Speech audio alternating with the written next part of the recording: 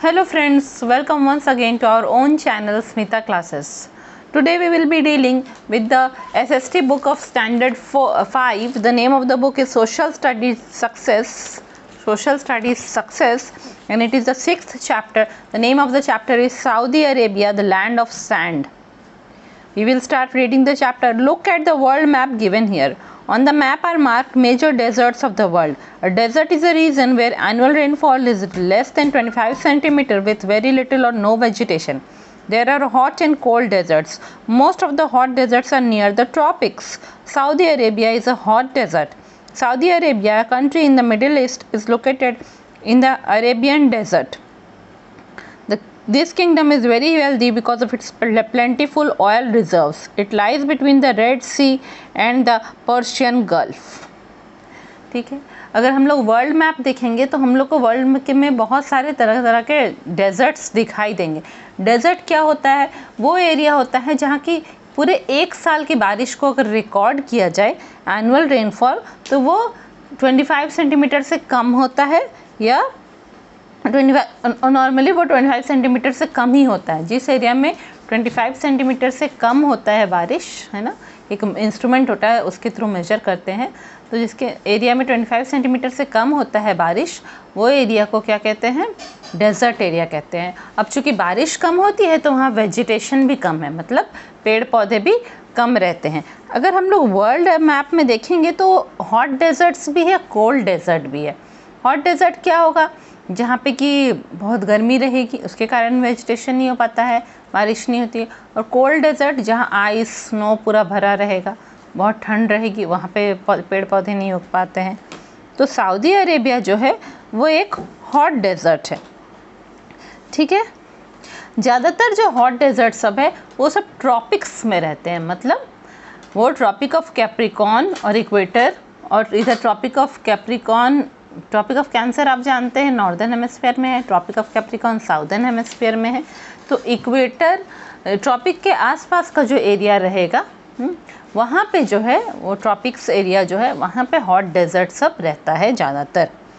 ठीक है, अब आप वर्ल्ड के मैप में अपने बुक में आप लोग देखेंगे तो आप देखेंगे कि नॉर्थ अमेरिका में है एक डेजर्ट ग्रेट बेसिन.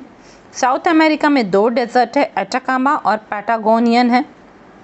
अफ्रीका में 2 डेजर्ट है, सहारा और एक अरेबियन डेजर्ट है. ये अरेबियन डेजर्ट जो है वो इंडिया के थार डेजर्ट भी उसी में इंक्लूडेड होता है, अरेबियन डेजर्ट में ही. और एक क्या है? कालाहारी डेजर्ट है, अफ्रीका में ही. अब इधर अगर हम लोग सेंट्रल एशिया में आएंगे तो वहाँ पे गोबी डेजर्ट है, और ऑस्ट्रेलिया में जाएंगे तो ग्रेट सैंडी है वहाँ का डेजर्ट का नाम. ठीक है, तो हम लोग देख रहे हैं कि बहुत सारे डेजर्ट्स हैं होल वर्ल्ड में. अब सऊदी अरेबिया एक ऐसा कंट्री है जो कि मिडिल ईस्ट में लोकेटेड है, अरेबियन डेजर्ट में.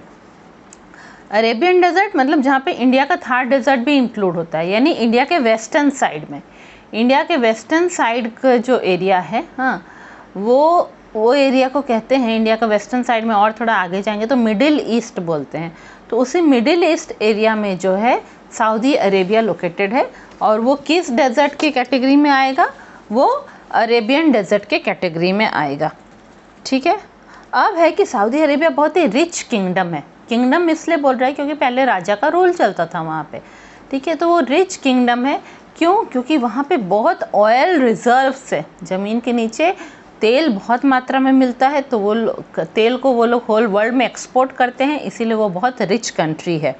अब उसका एग्जैक्ट लोकेशन अगर आप मैप में देखेंगे तो वो रेड सी और पर्शियन गल्फ, हाँ, ये दोनों के बीच में है. वो सऊदी अरेबिया जो टोटल है वो रेड सी और पर्शियन गल्फ के बीच में है. आप मैप में आराम से देख सकेंगे. ठीक है, पर्शियन गल्फ आपका कहाँ पे है? पर्शियन गल्फ कुवैत के पास है, वहाँ पे है. और रेड सी जो है वो outside of Saudi Arabia, western side में है, मक्का साइड में. यानी कि सऊदी अरेबिया के ईस्टर्न साइड में पर्शियन गल्फ है और वेस्टर्न साइड में क्या है? रेड सी है. ठीक है, it's neighbours are Kuwait, Iraq, Jordan in the north, Bahrain and United Arab Emirates, UAE, Oman and Qatar in the east and Yemen in the southwest. Most of Saudi Arabia is a rocky plateau covered by a vast desert. There are hillocks of sand called sand dunes. There is shortage of fresh water as no rivers flow through the desert. Kingdom of Saudi Arabia. Capital is Riyadh, and the royal capital is Riyadh, and the administrative capital is Jeddah. The currency is Riyal. The area is 2,50,070 kilometer. Okay. Population is 32.6 million.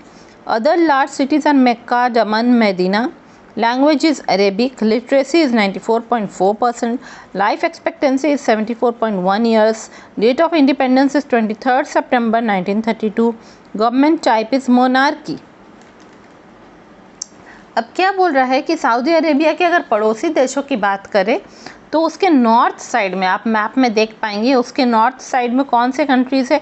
Kuwait है, Kuwait है, और Iraq है, और एक क्या है? Jordan है उसके नॉर्थ साइड में, ठीक है, उसके जो है उत्तर दिशा में। और उसका जो है ईस्ट साइड जो है पूर्व दिशा में कौन कौन सा कंट्री है? मैप में आप लोग देखिए तो दिखाई देगा, बहरीन है, यूएई है, यूनाइटेड अरब एमिरेट्स है, और ओमान है, और कतार है। हाँ, ये सब वहीं पे है उसके ईस्ट साइड में। और उसका साउथ वेस्ट, हाँ, कंट्री में अगर हम लोग नीचे चल जाएंगे और वेस्ट साइड में जाएंगे तो यमन एक कंट्री हम लोग को दिखाई देता है, यमन कंट्री है, ठीक है। सऊदी अरेबिया क्या है? एक रॉकी प्लेटू है। मतलब प्लेटू तो आप लोग जानते हैं, टेबल जैसा जो एरिया होता है, ऊंचा रहता है, ऊपर से फ्लैट रहता है, वो प्लेटू होता है। तो जो है ये एक रॉकी प्लेटू, मतलब पथरीला एरिया है, पत्थर बहुत भरे हुए हैं और प्लेटू जैसे शेप में है। Covered by a vast desert, एक तो पथरीला एरिया है, ऊपर से उसमें बालू ही बालू भरा हुआ है, बहुत ही बड़ा सा डेजर्ट है पूरे उस सऊदी अरेबिया में। There are hillocks of sand called sand dunes, बड़े बड़े बालू के पहाड़ हैं जिसको कि सैंड ड्यून्स कहते हैं। वहाँ पे फ्रेश वाटर का बहुत शॉर्टेज है, पीने की पानी की बहुत कमी है। क्यों? क्योंकि उस डेजर्ट एरिया में एक भी नदियाँ फ्लो नहीं करती हैं, ठीक है। अब इसको कह रहा है किंगडम ऑफ सऊदी अरेबिया। क्यों? क्योंकि अभी भी राजा का रूल वहाँ पे चलता है, इसीलिए उसे किंगडम ऑफ सऊदी अरेबिया कहते हैं। उसका जो रॉयल कैपिटल है, मतलब कि जहाँ राजा रहता है ना, वो रॉयल कैपिटल जहाँ राजा का पैलेस वगैरह होगा वो है रियाद।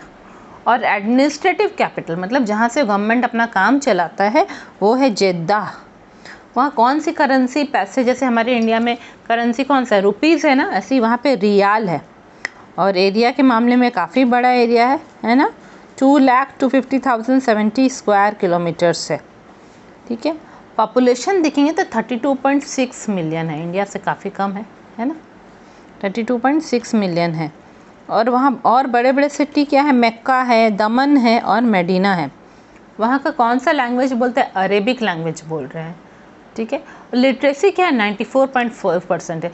लिटरेसी मतलब साक्षरता रेट कि कितने परसेंट लोग पढ़े लिखे हैं, तो काफ़ी लोग वहाँ पढ़े लिखे हैं, 94.4% वहाँ का लिटरेसी है। लाइफ एक्सपेक्टेंसी 74.1 ईयर्स है, मतलब नॉर्मली एवरेज देखेंगे तो 74.1 ईयर्स तक ज़्यादातर लोग जीवित रह पाते हैं। अब उसके ऊपर कोई फॉरेन कंट्री ने कब्ज़ा किया हुआ था और फिर उसको इंडिपेंडेंस मिला। कब मिला? 23 सितंबर 1932 को मिला। और गवर्नमेंट कैसा है? मोनार्की है, राजा का रूल है वहाँ पे। अब हम लोग उसके क्लाइमेट के बारे में पढ़ेंगे। ये सब बेसिक फैक्ट्स तो हम लोग पढ़ लिए उसके बारे में, मैप में हमने उसको देख भी लिया है। अब हम लोग उसका क्लाइमेट के बारे में पढ़ेंगे। The climate is extremely hot and dry, there is hardly any rainfall. During occasional heavy rain wide gullies called wadis get filled up with water. Due to extreme heat, the water quickly evaporates.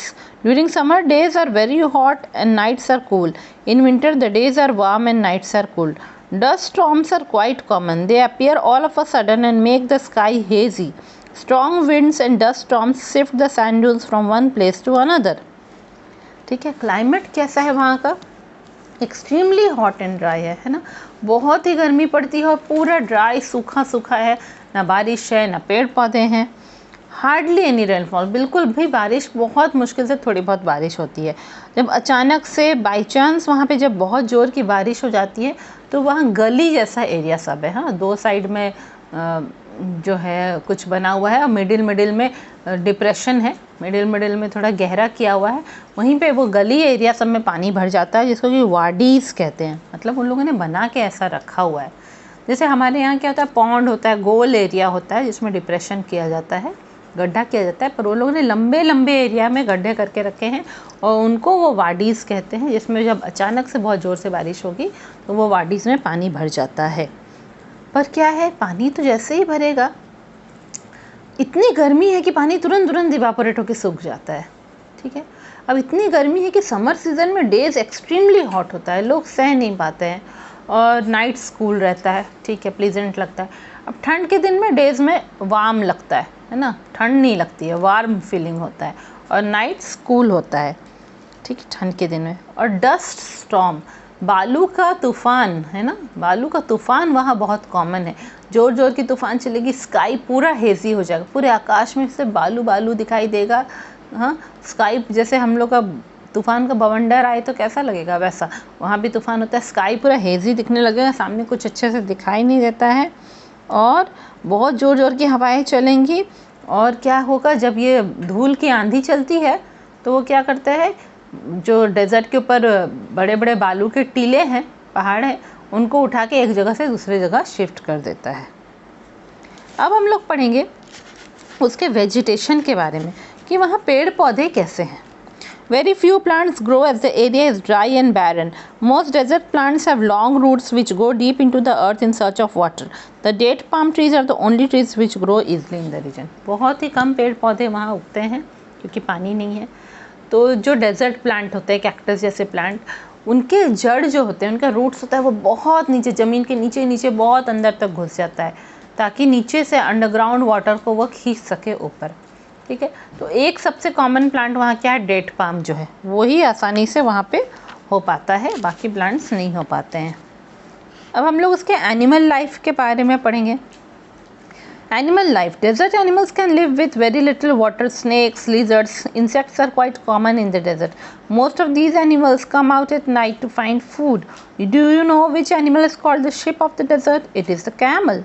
It is very useful as it can live without water and food for many days. ठीक है, हम लोग पहले भी desert के बारे में पढ़े हैं कि डेजर्ट में भी बहुत एनिमल्स होते हैं, और वो एनिमल्स का बॉडी इस तरह से अडॉप्टेड है कि वो बहुत ही कम पानी की उनको ज़रूरत होती है, बहुत कम पानी में भी वो आराम से रह पाते हैं। ठीक है, तो कैसे छोटे छोटे कीड़े होते हैं, इंसेक्ट्स हैं, लिजर्ड्स हैं, स्नेक्स हैं, ये सब कब निकलते हैं, जब रात हो जाती है तब डेजर्ट में बालू के अंदर से निकलते हैं। दिन में नहीं निकल पाते क्योंकि दिन में इनको बहुत गर्मी लगती है, इनका बॉडी जलने लगता है, इसीलिए रात में जब कूल हो जाता है तब ये वो बालू से निकलते हैं और खाना ढूंढते हैं। ठीक है, अब हम लोग जानते हैं शिप ऑफ द डेजर्ट किस एनिमल को बोलते हैं, तो कैमल को बोलते हैं, है ना, शिप ऑफ द डेजर्ट। क्यों? क्योंकि वो बिना खाना और पानी के बहुत दिनों तक वो जी पाता है और पानी वो स्टोर कर लेता है बॉडी में। उसके पैर इस तरह से बने हैं कि वो बालू में आसानी से चल सकता है। ठीक है, इसलिए उसको रेगिस्तान का जहाज बोलते हैं। एग्रीकल्चर, खेती के बारे में पढ़ेंगे। Agriculture, in some areas farms have been made by mixing soil with sand. Sea water from which salt has been removed is used for irrigation. Wheat, barley, melons and tomatoes are grown in these farms. Cacti are the common plants. Their leaves are reduced to thorns. Date palm trees and grass grow in an oasis. An oasis is a place where underground water comes to the surface. Industry. Besides oil-related industries like petroleum and petrochemicals, iron and steel, cement and fertilizers are the main industries. अब हम लोग खेती की बारे में बात करें तो वहाँ खेती कैसे कर रहे हैं, जो है अच्छी मिट्टी लाके उसको उस बालू के साथ, सैंड के साथ वो लोग मिक्स कर रहे हैं। ठीक है, अच्छी मिट्टी लाके और उसी पे वो खेती कर रहे हैं। अब उसके आसपास समुद्र है तो क्या कहते हैं, समुद्र से वो पानी लाते हैं, उस पानी को ऐसा ट्रीटमेंट करते हैं, केमिकल ट्रीटमेंट करके उसमें से नमक को हटा देते हैं और उसी पानी से वो इरिगेशन करते हैं, सिंचाई करते हैं, मतलब पौधों को पानी देते हैं उसी पानी को। ठीक है, तो इस तरह करके वो लोग कुछ कुछ उगा पाते हैं। क्या? वीट उगाते हैं, है ना, जिसकी हम लोग रोटियां बनाते हैं। वीट, बार्ली, मेलन्स, हाँ, वाटरमेलन भी वो लोग उगा पाते हैं, और टोमेटोज़ भी थोड़ा बहुत वो लोग वहाँ पे ग्रो कर पा रहे हैं। अब डेजर्ट का सबसे कॉमन प्लांट क्या होता है? कैक्टस, उसको प्लूरल में क्या कहेंगे? कैक्टाई। तो कैक्टाई वहाँ कॉमन प्लांट है। और हम लोग जानते हैं कि डेजर्ट प्लांट जो है अपने लीव्स को कैसे रेड्यूस कर देता है, या तो स्पाइंस में या थॉर्न्स में, है ना, या तो कांटों में या स्पाइंस में अपने लीव्स को मॉडिफाई कर देता है ताकि लीव्स से उनका वाटर लॉस कम हो सके। ठीक है, तो कैक्टाई के जो लीव्स हैं वो कांटों के रूप में है वहाँ पे।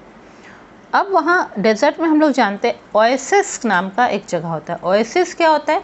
जहाँ, अगर डेजर्ट में हम बोलेंगे कोई पॉन्ड है जहाँ नीचे से पानी निकल आया है अपने आप, अंडरग्राउंड वाटर, तो वही ओएसिस है। ठीक है, तो डेजर्ट में वहाँ पे जहाँ पे ओएसिस है, जहाँ अंडरग्राउंड वाटर बाहर निकल आया है, तो वहाँ पे डेट पाम ट्रीज ओएसिस के आसपास दिखाई देता है और थोड़े घास भी दिखाई देते हैं, ग्रास भी ग्रो होता है। अब किस तरह की वहाँ इंडस्ट्री है? हमने पहले ही पढ़ा कि वहाँ तेल बहुत मिलता है, तेल के बहुत रिजर्व सब है वहाँ पे। तो ऑयल से रिलेटेड जो भी इंडस्ट्री है वो सब होगा। ऑयल रिफाइनरी होगा, ऑयल प्यूरिफाई करने के लिए, ऑयल ट्रांसपोर्ट करने के लिए, ऑयल ज़मीन के नीचे से निकालने के लिए, तो इस तरह की इंडस्ट्रीज़ वहाँ पे बहुत होगी। और क्या है? ऑयल रिलेटेड इंडस्ट्री क्या क्या है? पेट्रोलियम और पेट्रोकेमिकल। देखिए, पेट्रोलियम क्या होता है? जब ज़मीन के नीचे से, समुद्र के नीचे से या ज़मीन के नीचे से जब हम लोग जो तेल को निकालते हैं तो वो क्रूड ऑयल होता है, मतलब उसमें बहुत तरह के कंपाउंड्स मिले रहते हैं, तो वो कहलाता है पेट्रोलियम। फिर उसमें से धीरे धीरे करके एक एक केमिकल को, एक एक कंपाउंड को अलग किया जाता है। तो जब उसमें से अलग करेंगे तब कभी पेट्रोल निकलता है, डीजल निकलता है, गैसोलीन निकलता है, अलग अलग टेम्परेचर में वो मेल्ट होके निकलते जाते हैं। तो जो क्रूड ऑयल है, जो रिफ़ाइन किया हुआ नहीं है, उसे कहेंगे पेट्रोलियम, और रिफ़ाइन करके उसमें से अलग अलग सब कंपाउंड निकलेगा। इसी तरह पेट्रोकेमिकल्स भी होते हैं कि वो पेट्रोलियम से बहुत अलग अलग तरह के केमिकल्स भी निकलते हैं जो अलग अलग इंडस्ट्री में यूज़ है, जैसे ग्लिसरीन, वैक्स, है ना, ये सब भी वही पेट्रोलियम से निकलते, तो उनको पेट्रोकेमिकल कहते हैं। अब हम लोग जानते हैं ये सबसे ऑयल रिलेटेड इंडस्ट्री क्या वहाँ पे है? आयरन एंड स्टील की इंडस्ट्री भी वहाँ पे बहुत पाई जाती है। सीमेंट की इंडस्ट्री और फर्टिलाइज़र बनाने की, फर्टिलाइज़र मतलब खाद होता है, हाँ, जो मैन मेड खाद है जो पौधों में देते हैं, ये सब की इंडस्ट्रीज़ वहाँ पे दिखाई देती है। ये सब मेन इंडस्ट्रीज़ है। Life of the people. The discovery of petroleum or liquid gold has changed the lifestyle of people. Before its discovery, most of the people were poor. Now the standard of living is very high.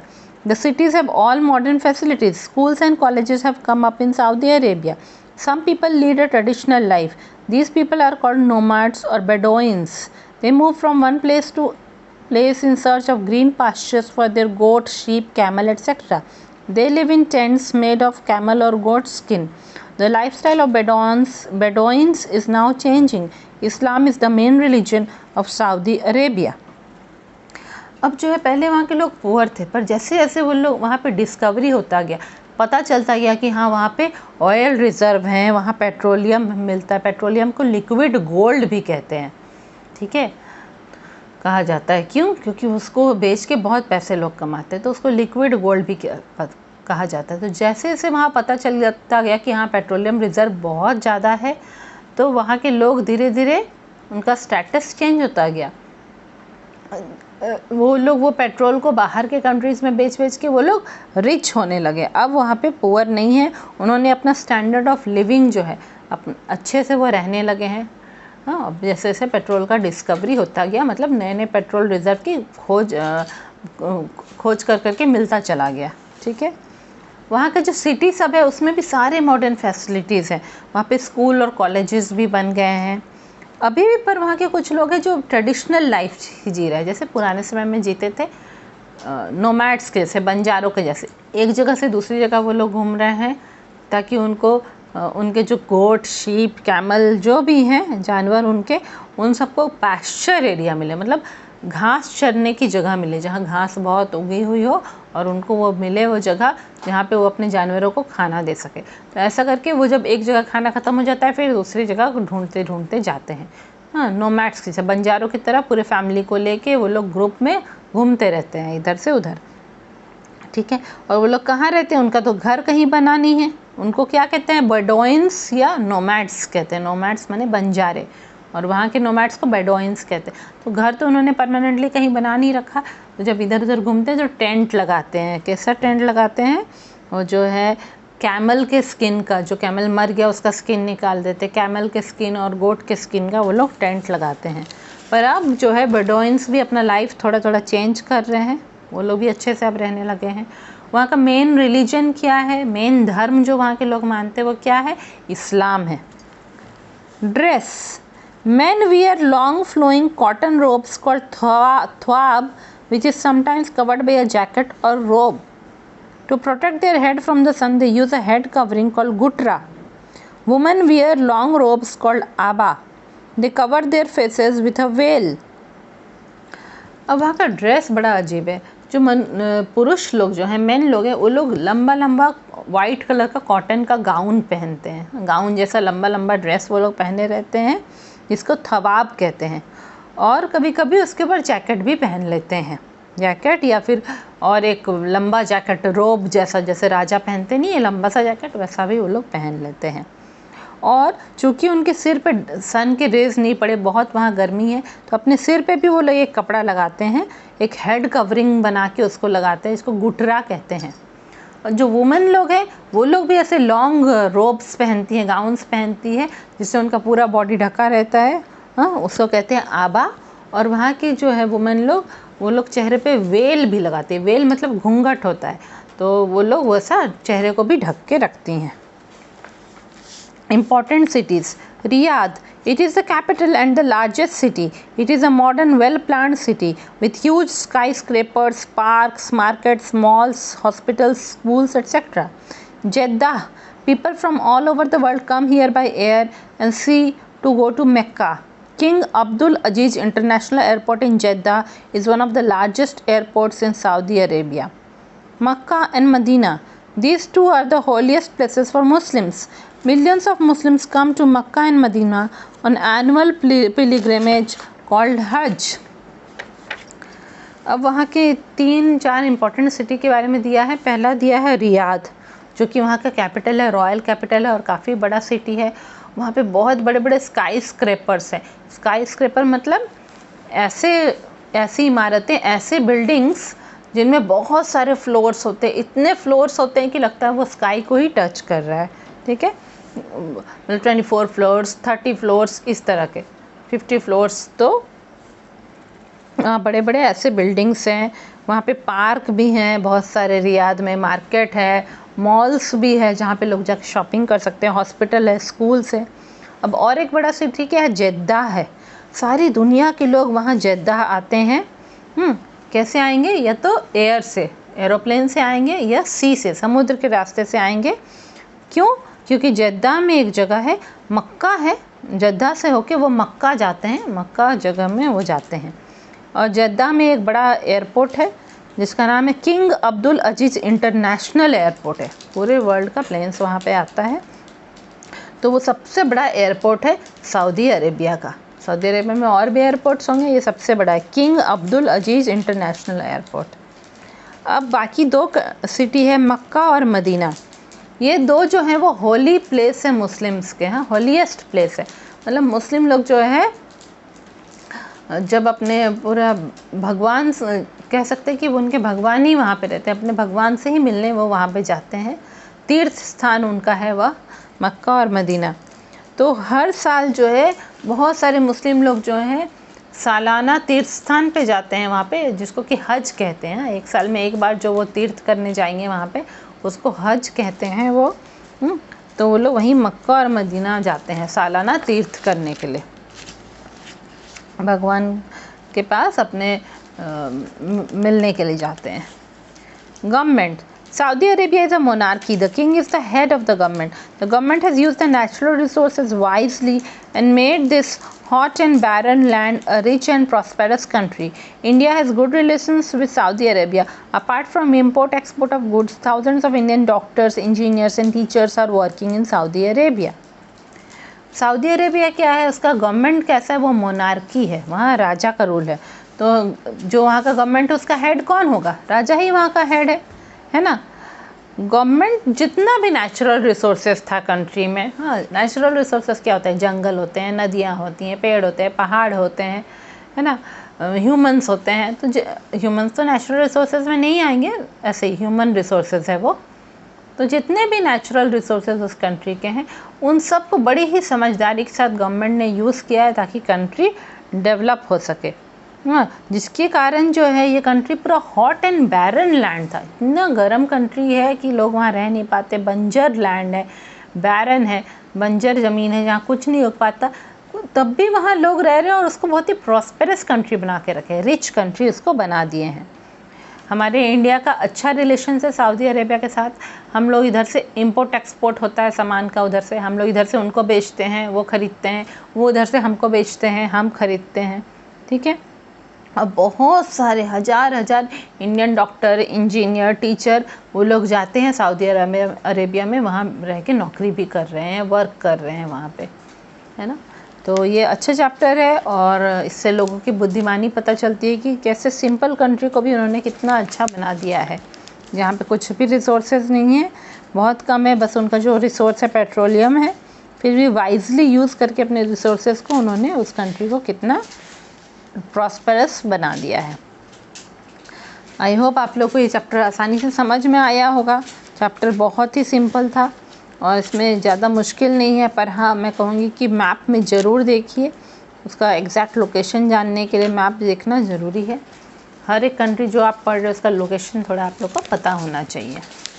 ये video को अपने friends के साथ share करिए और जिन्होंने अभी तक भी चैनल सब्सक्राइब नहीं किया फटाफट सब्सक्राइब कर दीजिए। क्यों? क्योंकि आगे और बहुत सारे नए नए वीडियोस आते रहेंगे, सॉल्यूशंस आते रहेंगे जो आपके लिए बहुत हेल्पफुल होगा। Thank you.